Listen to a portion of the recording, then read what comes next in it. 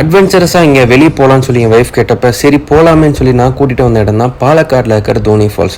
நான் ஆல்ரெடி 2018 ஃப்ரெண்ட்ஸோட நான் இங்கே வந்திருக்கேன். ஸோ ஹில்ஸில் up and down around 8 kilometres நம்ம மேலே ஏறி இறங்கணும்.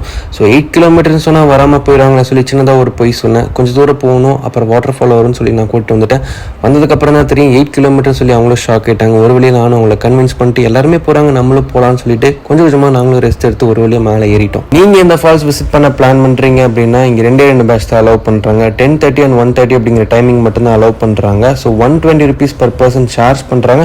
அண்ட் நம்ம கூடவே ஒரு கைடும் மேலே வருவாங்க. அண்ட் எந்த பிளாஸ்டிக் திங்ஸும் நீங்கள் எடுத்துகிட்டு போகக்கூடாது. ஸோ நாங்கள் 1:30க்கு மேலே ஏறணும். அகைன் கீழே இறங்கும்போது 5 o'clock ஆயிடுச்சு. மறக்காமல் 2 வாட்டர் பாட்டில் தண்ணி எடுத்துக்கோங்க. அண்ட் இங்கே எப்போ மழை வரும்னே சொல்லவே முடியாது. நாங்கள் கீழே இறங்கும் போது ஃபுல்லாக நனைஞ்சிட்டு தான் நாங்கள் கீழே இறங்கணும். அதனால் நீங்கள் குடையும் எடுத்துக்கோங்க.